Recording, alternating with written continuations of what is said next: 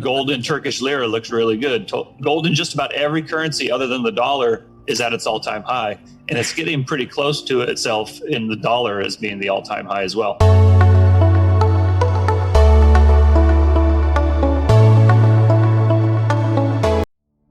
Essentially, what I think has happened over the last 10 years and what I think is going to happen over the next few years is that the world, after the financial crisis, the central banks just got together and just printed all this liquidity. And that went on for 5 or 6 years. And at the end of 2015, beginning of 2016, the US stopped mixing the milkshake and we started raising interest rates. And the raising of the interest rates from 2016 to 2019 combined with a number of other factors. It's not just interest rates, but interest rates were a big factor.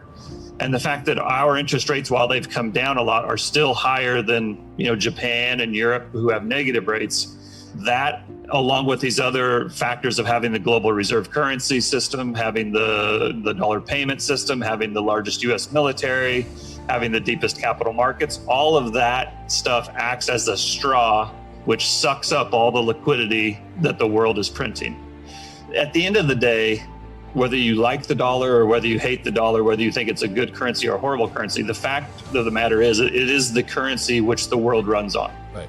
And so even if you hate the dollar, if you live in Argentina or Turkey or China or Brazil or France, you still need dollars to operate on the world stage.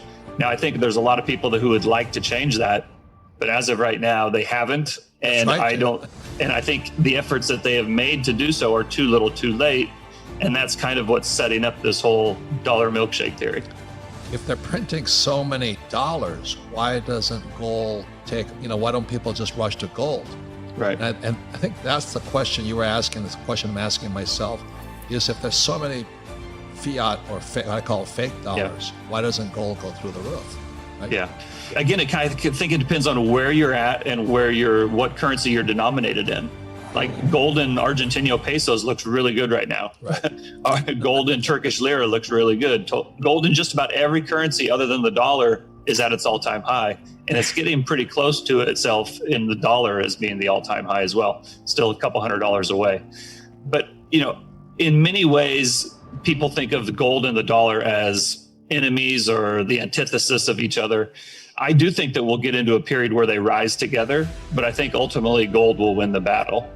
The reason is because I think gold is the market's money. If we just had free markets and there was no government influence and central banks and legal tender laws, then I think the market would choose gold as money. But we don't live in a free market.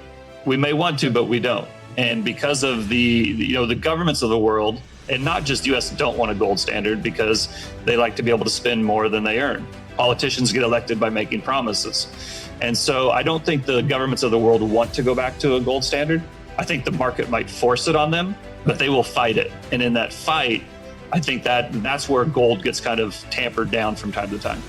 I'd say that the main difference pre-corona and post-corona, from my point of view, is the extent to which the United States is going to help mix the milkshake going forward. Before, I thought that we might mix it a little bit and the rest of the world would continue to mix it a lot and we would suck it in. Well, now I think they're mixing it with them.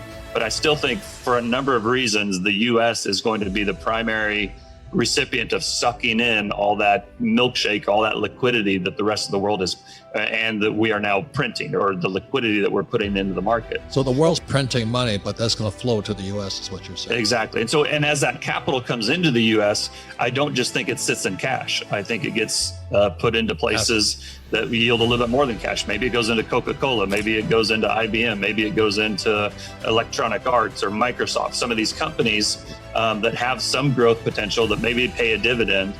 And think about it, it really depends on where you're sitting on how this works out. If you're sitting in Argentina and you have some excess savings and you can put it in the dollar and the Argentinian peso goes down 10%, you've just made 10%. But if you also put it in Coca-Cola and Coca-Cola pays you a 3 or 4% dividend, now you've made 13%.